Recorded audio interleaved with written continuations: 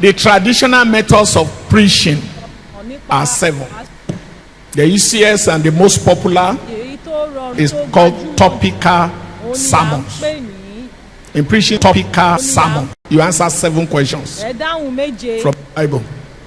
What, why, how, where, when, who, what then. Once you answer the 7 questions using Bible, you have preached a topical sermon. Followed by expository sermon. You take a passage of the Bible, a paragraph, some verses, and then analyze it verse by verse, clause by clause, phrase by phrase, and then explain why each part is in the Bible. Followed by textual sermon. It used to be the longest because you take just one verse of the Bible and then bring out every word in that verse and explain why each of them is included in the verse and in the Bible. That may necessitate going to Greek, Hebrew to find the real root meaning of that word. Followed by what I call Bible reading sermon. You simply take a topic and gather Bible passages that talk about the topic. Then you'll be reading and explaining and reading and explaining and reading and explaining. That's Bible reading sermon. Followed by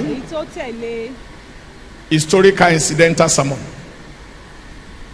You take an incident in the Bible, like David and Goliath, Israel at Jericho, crossing the Red Sea, and try to bring out what it is teaching believers of today. Followed by sermon. To preach that, you take a character of the Bible, such as Daniel, David, Ruth, Deborah, and read everything the Bible says about that fellow and bring out the lessons we can learn from his successes and failures.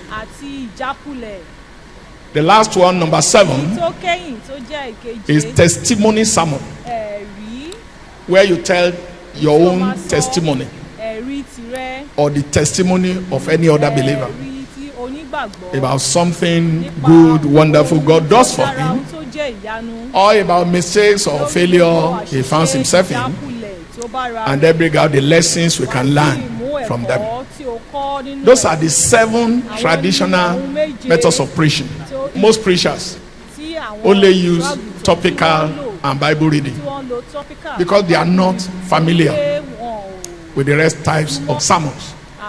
So I decided to patiently explain each of these types of sermons in a way that even any layman can read, understand, and learn how to use.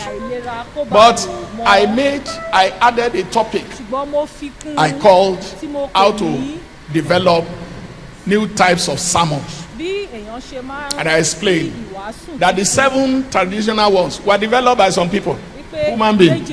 You too, as a Bible student, you can develop a new one. You only need some guidelines. I try to give the guidelines that can help you, anybody, to develop a new type of sermon. While writing that, I told myself that some people will say, okay, where is the one you develop? So I decided to add some new types of sermons. 1, I break Bible reading time to 2. The traditional ones is to take verses from various places, read, explain. So I now included reading a whole portion, such as a chapter or a whole book, without necessarily taking from so many places. Explain verse by verse, line by line, and bring out the truth. I call that, I can't remember the name I called it. I gave it a name. I developed another one by breaking Bible reading sermon to 2. The other one I broke to 2 is narrative sermon, or rather historical incidental sermon, also called narrative sermon. So the normal narrative sermon makes you to take an incident in the Bible, explain it, bring out the lessons. Then I said you could use multiple incidents in the Bible, not one now, as is commonly done.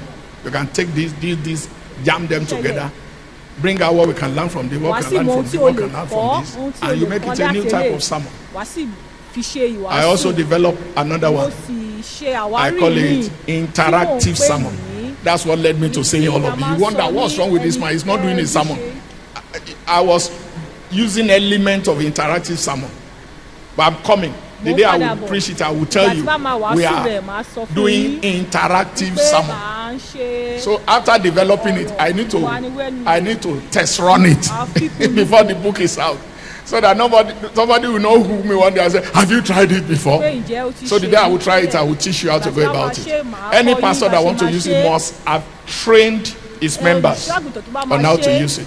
Yes, some olden days pastors are using something similar, though it's not in the Homiletics books. So there is no guideline.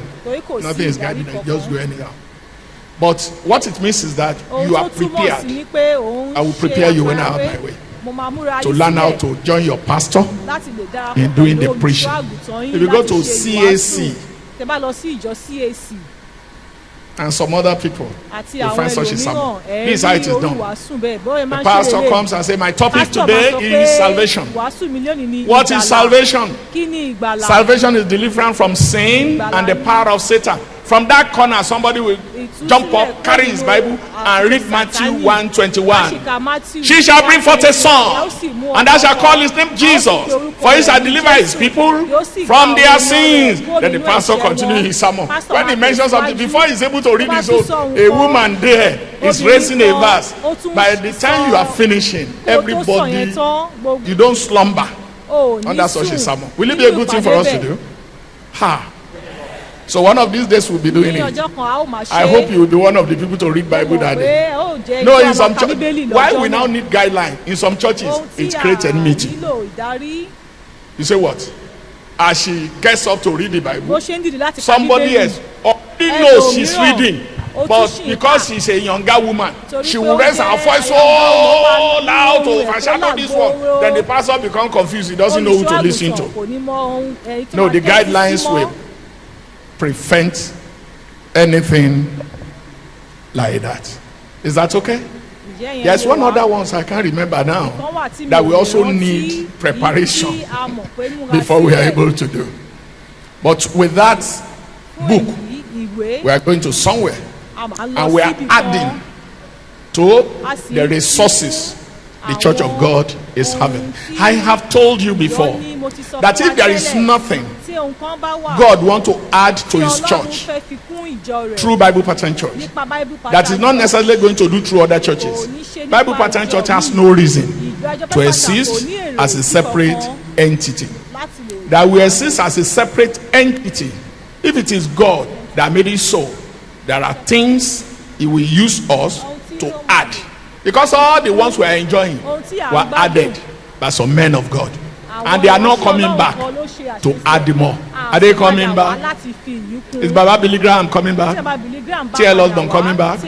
Or Robert coming back? Rehabonke coming back? They have done their part. And they left the rest for us. May we not be ashamed when we appear before them for not being able to play our role. Yeah, when I say our role, I say our role as a church. And when we are trying to play our role, if you are truly a member of this church, you are going to be very active, participating in that business.